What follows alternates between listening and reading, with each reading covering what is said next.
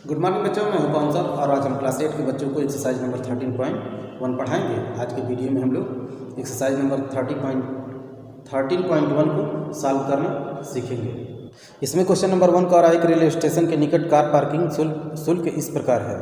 4 घंटों तक के लिए 60 रुपये, 8 घंटे के लिए 100 रुपये, 12 घंटे के लिए 140 रुपये, 24 घंटे के लिए 180 रुपये। पूछ रहा है क्या यह शुल्क प्रत्यक्ष अनुपात में है।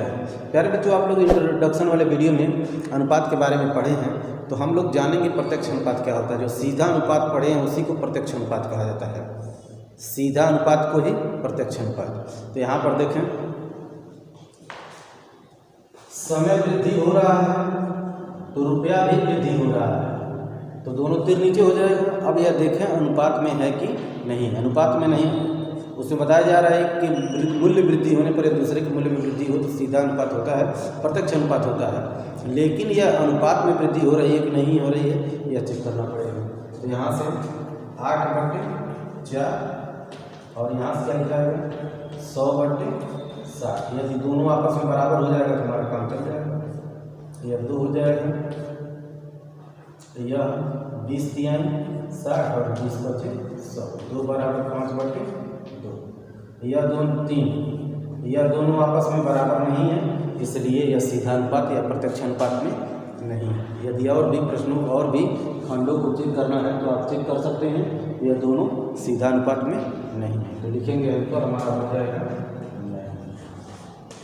दूसरा देखते हैं। दूसरे प्रश्न में कह रहा है एक पेंट के मूल मिश्रण के 8 भागों में लाल रंग के पदार्थ का एक भाग मिलाकर के मिश्रण तैयार किया जाता है। सारणी निम्नलिखित सारणी में मूल मिश्रण के वे भाग ज्ञात कीजिए जिन्हें मिलाए जाने की आवश्यकता है। कहने का मतलब यह है 8 भाग मिश्रण है तो एक भाग लाल भाग है कह रहा है। तो यह एक चार्ट दिखाई दे रहा है बोर्ड पर, इसको पूरा करना है। लाल भाग कितना है, एक भाग मिश्रण 8 भाग है तो एक भाग लाल भाग है। तो अब इसको हम लोग क्या करेंगे, मानेंगे। या मान लीजिए x हो गया, यहाँ पर लाल भाग कितना है और मिश्रण कितना है। लाल भाग 1 है और मिश्रण कितना है 8 भाग है। यदि लाल भाग 4 होगा तो मिश्रण कितना होगा। देखिए 1 पर 8 है और यह 4 पर कितना होगा, तो जब यह बढ़ेगा तो यह मिश्रण भी बढ़ जाएगा। तो यहाँ पर सीधा अनुपात है, यह नीचे की तरफ या भी नीचे की तरफ। अब इसको सॉल्व करें। हम लोग शीर्ष को अंश में लिखेंगे, जो पूछे उसको हर में 8 और यह 4 अंश में लिखा है, बटे में ये लिखा है। इधर गुणा कर दीजिए, x बराबर हो जाएगा 32। यानी कि एक भाग 4 भाग यह होगा तो 8 भाग यह हो जाएगा। ठीक, यहाँ पर 32 हो गया। सॉल्व करने के बाद आप कुछ लिखेंगे। अब इसको सॉल्व करना है तो हम लोग क्या करें, इसको x लिख दें। तो यह तो हमारा हो गया। अब इसी में हम चेंज करके लिखेंगे।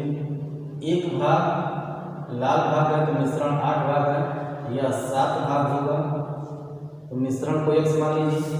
कैसे लिखा है, एक भाग पर एक भाग लाल है तो मिश्रण कितना 8 भाग, यह बढ़ रहा है तो मिश्रण भी क्या हो जाएगा, बढ़ जाएगा, क्योंकि 8 भाग में 7 भाग क्या है, लाल भाग है। तो यहाँ पर भी लगाएं तो x/8 बराबर 7/1 पूरा कर दीजिए। x बराबर हो जाएगा 56।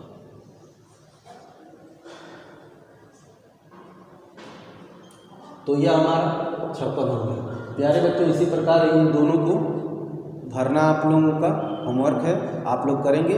नहीं समझ में आएगा कमेंट में बताइएगा तो हम एक बार और बता देंगे। अब तीसरा क्वेश्चन देखते हैं। तीसरा वाला प्रश्न भी दूसरे क्वेश्चन से संबंधित है। कह रहा प्रश्न 2 में यदि लाल रंग के पदार्थ के लिए एक भाग के लिए 75 ml मिश्रण की मूल मिश्रण की आवश्यकता होती है। लाल भाग एक भाग लेंगे तो यह 75 ml लगेगा।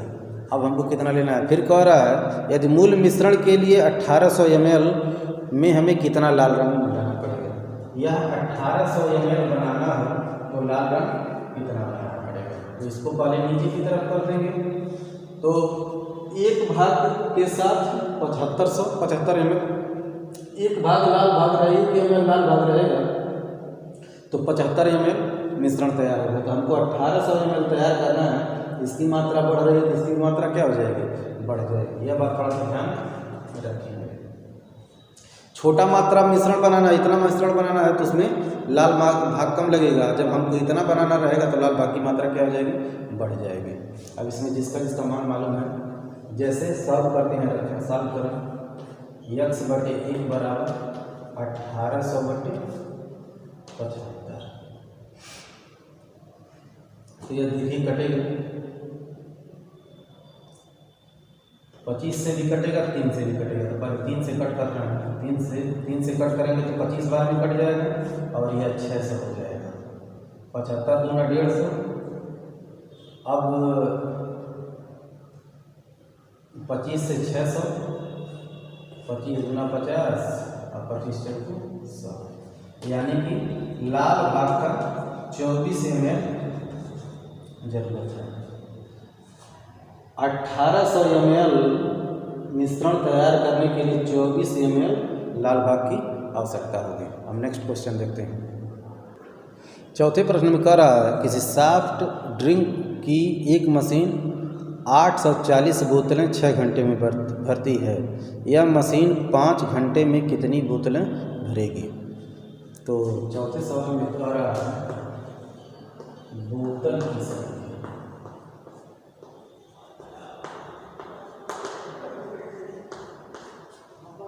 और समय। 840 बोतल भर रहा है 6 घंटा में, तो कह रहा है 5 घंटे में कितने बोतल भरेगा। तो मान लीजिए 1 बोतल भर रहा है, यहाँ पर तेल नीचे की तरफ, समय 6 घंटा है तो 840, 5 घंटा रहेगा तो बोतलों की संख्या घट जाएगी। यह घट रहा है तो यह भी घटेगा, यह सीधा अनुपात है, नीचे की तरफ हो जाएगा। इसको सॉल्व करने के लिए x अंश में और यह पूछ वाला है 840 बराबर यहाँ पर 5 हर में अंश में और 6 तो x बराबर कितना हो जाएगा, इसका इधर गुणा कर देंगे 5 गुणे 840/6, यह कटेगा 14 बार में 140 हो जाएगा। अब इसका इसमें गुणा कर देंगे, x बराबर 700। देख लीजिए समय घट रहा है तो बोतलों की संख्या भी क्या हो जा रही है, घट जा रही है। सीधा अनुपात है। प्यारे बच्चों, इस तरह के प्रश्नों को बहुत सावधानी पूर्वक लगाएंगे। सबसे जरूरी यह है, यह पता करना सीधा अनुपात है कि विलोमानुपात है, और उसके बाद से किसको अंश में लिखना है, किसको हर में लिखना है। यह बात ध्यान में रखेंगे तो प्रश्न कभी गलत नहीं होगा। नेक्स्ट देखिए, 5वें प्रश्न में कह रहा है, एक बैक्टीरिया या जीवाणु के फोटोग्राफ को 50,000 गुना आवर्धित करने पर उसकी लंबाई 5 सेंटीमीटर हो जाती है, जैसा कि संलग्न चित्र में दिखाया गया है। कह रहा है, इस बैक्टीरिया की वास्तविक लंबाई क्या है?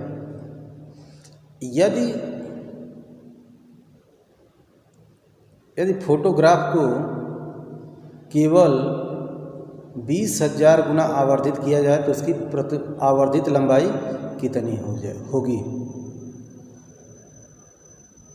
तो पहले हम लोग आवर्धन ज्ञात करें कि 2000 आवर्धन किया जा रहा है, तब कितना आ रहा है, उसके बाद से उसके दूसरे पहले आंसर के बारे में सोचेंगे।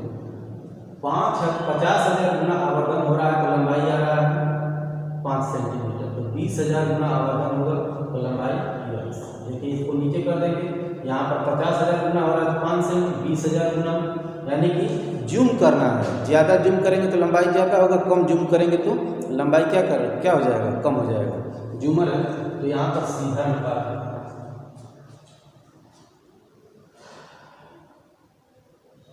तो यहाँ पर x/5 बराबर 20,000/50,000। इस 4 0 कट जाएगा तो x/5 बराबर 2/5। इस 5 से 5 भी कट जाएगा, x बराबर 2 सेंटीमीटर। यानी कि जब 20,000 गुना आवर्धन होगा तो उसकी लंबाई 2 सेंटीमीटर मिलेगी। अब पूछ रहा है कि इसकी वास्तविक लंबाई क्या होगी। जीवाणु की वास्तविक लंबाई ये क्या हो जाएगा, जितनी लंबाई हो रही है उसमें उसके आवर्तन से भाग देते हैं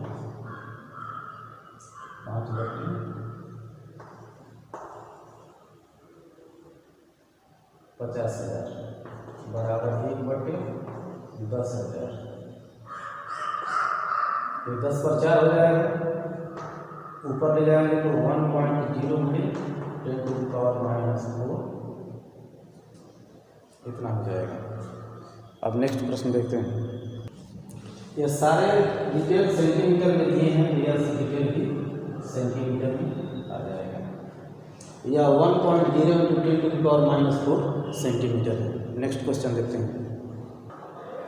इसमें एक जहाज के मॉडल में उसका मस्तूल 9 सेंटीमीटर ऊंचा है, यानी कि एक जहाज है उसका मॉडल बनाया गया है, उसमें 9 सेमी ऊंचा उसका मस्तूल दिखाया गया है, जबकि वास्तविक जहाज का मस्तूल 12 मीटर ऊंचा है। यह सेंटीमीटर में दिखाया गया है और यह वास्तविक वाला मीटर में दिखाया गया है।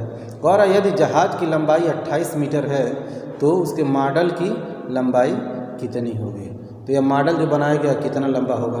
तो प्यारे बच्चों, एक सेंटीमीटर में है और एक मीटर में है, तो क्या करना है, सब कुछ सेंटीमीटर में। 1 मीटर बराबर 100 सेंटीमीटर होता है, तो यह सेंटीमीटर में दिया है या मीटर में दिया है। अभी 12 मीटर बराबर 1200 सेंटीमीटर, 28 मीटर बराबर 2800 सेंटीमीटर, तो यह इतना हो जाएगा, ये इतना हो जाएगा। अब इसके बाद से कौरा मॉडल की कितनी लंबाई होगी, इसको क्या करना है, यक्स माना है। यहाँ पर तीर हमको क्या करना है, नीचे करना है। जहाँ पर यक्स रहेगा वहाँ पर तीर पहले ही नीचे कर देना है।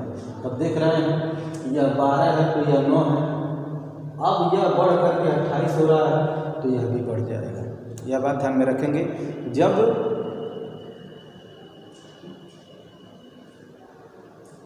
वस्तु की लंबाई बढ़ेगी तो मॉडल की लंबाई भी बढ़ जाएगी। यहाँ पर आएगा यक्स बटे 9 बराबर, यहाँ पर तीर नीचे की तरफ 2800 बटे 1200, 2 जीरो से 2 जीरो कट जाएगा। अब यक्स वाले की तरफ बाकी सब हो जाएगा 28 × 9 बटे 12, तो 4 से कटेगा, 4 3 12 और 4 7 28, 7 3 3 9, तो यक्स बराबर हो जाएगा 21 सेंटीमीटर। यानी कि जो मॉडल है उसकी लंबाई कितनी आ जाएगी, 21 सेंटीमीटर। प्यारे बच्चों, इनको बिना सेंटीमीटर में बदले भी लगाएंगे तो यहाँ पर लग जाएगा, लेकिन प्रश्न सॉल्व करने के लिए पिछले एक्सरसाइज में आप लोगों को बताया गया है कि सभी मात्रक समान होने चाहिए। तो एक मीटर में है तो दूसरे वाले को मीटर में होना चाहिए, तो सेंटीमीटर में होना चाहिए। तो सेंटीमीटर को मीटर में इसलिए नहीं बदले हैं कि वहाँ पर दशमलव आएगा और गणना में थोड़ा सा दिक्कत हो सकता है, इसीलिए मीटर को सेंटीमीटर में बदल दिए हैं। अब नेक्स्ट प्रश्न देखते हैं। 7वां पाला कह रहा है 2 kg चीनी में 9 × 10 पर 6 क्रिस्टल हैं, निम्नलिखित चीनी में कितने क्रिस्टल होंगे। तो पहले क्रिस्टल के बारे में जानिए। प्यारे बच्चों, चीनी में जो दाने होते हैं उसको आप लोग क्रिस्टल समझ सकते हैं। यहाँ पर क्रिस्टल कहने का मतलब वही है उसके कितने दाने हैं। तो 2 kg में 9 × 10 पर 6 क्रिस्टल हैं, तो कह रहा पहले सवाल में 5 kg में कितने क्रिस्टल होंगे। तो 2 kg में इतना है तो इसकी मात्रा बढ़ेगी तो क्रिस्टलों की संख्या भी क्या हो जाएगा, बढ़ जाएगा। तो यहाँ पर देखने से ही पता चल जा रहा है कि यह सीधा बात है। तो यक्स बटे 9 × 10 पर 6 का यह मानक रूप में दिया है, कोई फर्क नहीं। और यहाँ पर 5/2 गुणा कर, तो यक्स बराबर क्या हो जाएगा, 9 × 5 × 10 पर 6/2। तो 9 × 5 = 45/2 हो जाएगा, और 45 में 2 से भाग देंगे तो वह हो जाएगा 22.5 × 10 पर 6। अब इसको मानक रूप में बदलेंगे तो एक स्थान इधर लाएंगे तो इस पर एक स्थान पड़ जाएगा 2.25 × 10 पर 7 क्रिस्टल। प्यारे बच्चों, पिछले एक्सरसाइज में यह पढ़े हैं आप लोग कैसे मानक रूप में बदला जाता है। यही हमारा आंसर हो जाएगा। अब दूसरे इसी प्रश्न के दूसरे भाग में कह रहा है यदि 1.2 kg क्रिस्टल हो, 1.2 kg चीनी लिया जाए तो क्रिस्टल कितने होंगे, तो इसको कैसे लगाया जाए। इसी प्रश्न में कहा जा रहा है कि चीनी की मात्रा 1.2 kg हो जाए, घट जाए तो क्या ये क्रिस्टल घटेंगे, कितना होगा कि नहीं होगा। तो प्यारे बच्चों जैसा कि जान रहे हैं, जैसे ही चीनी की मात्रा घटेगी उसके दानों की संख्या क्या हो जाएगी, घट जाएगी, यानी कि यह सीधा अनुपात है। या प्यारे बच्चों तीन किस साइड भी लगाएं तो बीस साइड लगाने में भी कोई फर्क नहीं है। तो यहाँ पर लिखाएगा शीर्ष अंश में लिखाएगा और जो हर में है वह जो ऊपर है पूछ के साइड में 9 × 10⁶ बराबर 1.2 तो जैसे पिछले वाले का सॉल्व किए हैं, गुणा कर दें, यहाँ पर गुणा करेंगे तो यह 0.6 बार में कट जाएगा, 9 का जवाब करेंगे 9 × 0.6 गुणे 10⁶ गुणा कर दें, 9 × 6 = 54, 5.4 का संख्या पसंद लगा देंगे 10⁶, यही हमारा आंसर हो जाएगा। अब नेक्स्ट प्रश्न को देखते हैं। 8वें प्रश्न में कह रहा रश्मि के पास एक सड़क का मानचित्र है जिसके पैमाने में 1 सेमी की दूरी 18 किलोमीटर द्वारा निरूपित होती है। यदि वह उस सड़क पर अपनी गाड़ी से 72 किलोमीटर की दूरी तय करती है तो उसके द्वारा तय की गई दूरी मानचित्र में क्या होगी। सड़क का मानचित्र है उसके पास और सड़क मानचित्र पर प्यारे बच्चों जानते हैं बड़ी से बड़ी दूरी को बहुत छोटे दूरी से दर्शाया जाता है। तो कह रहा है प्रश्न में यदि 1 सेमी मानचित्र का 1 सेमी 18 किलोमीटर के बराबर है तो उसने 72 किलोमीटर यदि तय किया हो तो मानचित्र पर वह कितने दूरी से निरूपित किया जाएगा। तो मान लेंगे 1 सेमी से निरूपित किया जा रहा है, या सेंटीमीटर में है या किलोमीटर में है तो कोई फर्क नहीं पड़ेगा। यहाँ पर हमको ऐसे ही निकालना है इसलिए इसको ऐसे ही रख देंगे। यहाँ पर 3 नीचे करेंगे तो यहाँ पर 1 सेमी के लिए 18 सेमी के लिए 1 सेमी 18 किलोमीटर के लिए 1 सेमी तो 72 किलोमीटर है तो 1 सेमी से माप वो बढ़ जाएगा, इसलिए यह सीधा अनुपात हो जाएगा। अब यहाँ से x/1 बराबर 72/18 18 × 72 फिर यह गुणा करने में 1 का 4 में 4 सेंटीमीटर। क्वेश्चन नंबर 9 देखते हैं। देखिए 18 किलोमीटर 1 सेमी द्वारा तो 72 किलोमीटर कितने के द्वारा, यह दूरी बढ़ रही है तो मानचित्र पर भी दूरी भी थोड़ा सा बढ़ जाएगी, सीधा अनुपात है। तो यहाँ पर लगाएं x बराबर 4 सेमी आ जाएगा। 9वां सवाल कह रहा है एक 5 मीटर 60 सेमी ऊंचे ऊर्ध्वाधर खंभे की छाया की लंबाई 3 मीटर 20 सेंटीमीटर है। उसी समय पर 10 मीटर 50 सेमी ऊंचे अन्य खंभे की छाया की लंबाई क्या होगी। 2 सवाल है इसमें, तो पहला सवाल देखते हैं। मीटर को सेंटीमीटर में बदल देंगे या सेंटीमीटर को मीटर में बदल देंगे। एक 5 मीटर 60 सेंटीमीटर ऊंचे ऊर्ध्वाधर खंभे की लंबाई 3 मीटर 20 सेंटीमीटर है, उसी समय ज्ञात कीजिए। पहले सवाल में कह रहा है 10 मीटर 50 सेंटीमीटर ऊंचे एक अन्य खंभे की लंबाई। तो प्यारे बच्चों मीटर और सेंटीमीटर में दिया है तो इसको हम क्या किए हैं, सब मीटर में ही बदल दिए हैं। 5 मीटर 60 सेंटीमीटर को 5 किलोमीटर इसको 100 से भाग देंगे तो ऐसे हो जाएगा। 3 मीटर 20 सेंटीमीटर तो 3.20 मीटर और 10 मीटर 50 सेंटीमीटर का 10.50 सेंटीमीटर। इसमें देखें खंभे की लंबाई को खंभे की लंबाई के नीचे लिखें, छाया की लंबाई को छाया की लंबाई के नीचे लिखें। यहाँ पर देख रहे हैं 5.60 मीटर खंभे की लंबाई है तो छाया की लंबाई 3.20 मीटर है। जब खंभे की लंबाई 10.50 मीटर है या बढ़ रहा है तो यदि क्या हो जाएगा, बढ़ जाएगा। इसको हम x मान रहे हैं क्योंकि दोनों सीधा अनुपात में इससे नीचे हो जाएगा। अब क्या करें, इसको सॉल्व करें तो x अंश में लिखेंगे, इसको हर में लिखेंगे 3.20 इसको 10.50 बटे 5.6।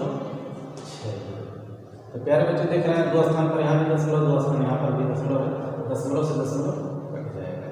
तो अब इसको क्रिया गुणा करके इधर ले जाएँ तो x बराबर ये दोनों दशमलव कट जाएगा 10.1050 गुणे 3.20 बटे ये दशमलव कट गया है 560, 1 0 से 0 कट जाएगा अब देखा कौन कैसे करता है।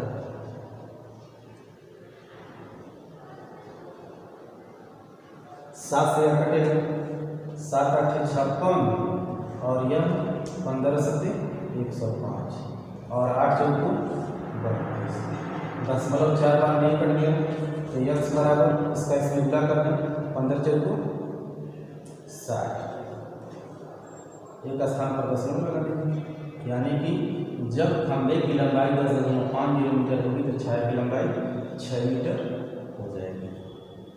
इसको बहुत सावधानीपूर्वक लगाएंगे, दशमलव इसमें दिया हुआ है। इसी में दूसरा सवाल है, दूसरा सवाल देखते हैं। इसके दूसरे पोर्शन में कह रहा है उस खंभे की ऊंचाई ज्ञात कीजिए जिसके छाया की लंबाई 5 मीटर है। यहाँ पर छाया की लंबाई बढ़ रही है तो खंभे की लंबाई भी क्या हो जाएगी, बढ़ जाएगी। तो यह यक्स मान लो, यहाँ पर तीर नीचे, छाया की लंबाई बढ़ रही है, खंभे की लंबाई भी बढ़ रही है, इसलिए दोनों तीर नीचे की तरफ हो जाएगा। अब यहाँ पर यक्स बटे 5.60 बराबर 3.20 5 बटे 3.20। शीर्ष वाला यहाँ पर शीर्ष है उसको अंश में लिखेंगे, जहाँ पर पूछे उसको हल करेंगे। अब एक तरफ करें, यक्स बराबर 5.60 × 5 बटे 3.20। देख रहे हैं दो स्थान पर यहाँ भी दशमलव, दो स्थान यहाँ पर दशमलव कट जाएगा, एक जीरो से 1 जीरो कट गया। अब जो बच रहा है उसको जरा लिखेंगे, यहाँ पर 56 × 5 बटे 32। अब 8 चौको 32, 8 सत्ते 56, 7 5 35 बटे 4, यह हो जाएगा 8.4, 8 बार भाग जाएगा, 3 बचेगा, 7 5 मीटर हो जाएगा, यानी कि खंभे की लंबाई हो जाएगी 8.75 मीटर। प्यारे बच्चों, प्रश्न को बढ़िया से सुनें, समझें और देखें कि सीधा अनुपात है कि विलोमानुपात है। उसके बाद प्रश्न को लगाएं, प्रश्न बहुत सुगमता से सॉल्व हो जाएगा। अब नेक्स्ट क्वेश्चन देखते हैं। 10वां सवाल कह रहा है माल से लदा हुआ एक ट्रक 25 मिनट में 14 किलोमीटर चलता है। यदि चाल वही रहे तो वह 5 घंटे में कितनी दूरी तय कर पाएगा।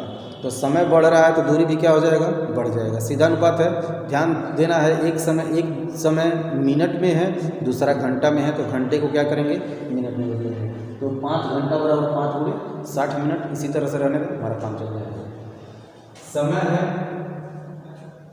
25 मिनट, तो यह जा रहा है 14 किलोमीटर। 25 मिनट में जा रहा है 14 किलोमीटर। और जब समय इसका 5 × 60 मिनट हो जाएगा, तो मान लीजिए x किलोमीटर जा रहा है, तो हम क्या करेंगे, तीर इधर करेंगे। तो जब समय बढ़ेगा, चाल नियम है, तो समय बढ़ने पर दूरी भी क्या हो जाएगा, बढ़ जाएगा। जैसे मान लीजिए आप 1 घंटे में 3 किलोमीटर साइकिल चलाते हैं, उसी चाल से चलाएं तो 4 घंटे में कितना चलाएंगे, तो समय बढ़ रहा है तो दूरी भी क्या हो जाएगा, बढ़ जाएगा। तो यहाँ पर यह तीर भी नीचे की तरफ हो जाएगा। अब इसको सॉल्व करें तो x बटे 14 बराबर 5 × 60 बटे 25। अब इसको एक तरफ करें, x बराबर 5 से 25 5 बार में कट जाएगा और 5 से 60 12 बार में कट जाएगा। तो बचा कितना, 12 बचेगा, 14 बचेगा, 14 × 12। तो x बराबर 12 × 48 को 8 और 12 × 168 किलोमीटर यह ट्रक जाएगा। प्यारे बच्चों, इस तरह से यह पूरा एक्सरसाइज खत्म होता है। अगले वीडियो में हम लोग नेक्स्ट एक्सरसाइज को पढ़ेंगे। तब तक के लिए thanks, have a nice day.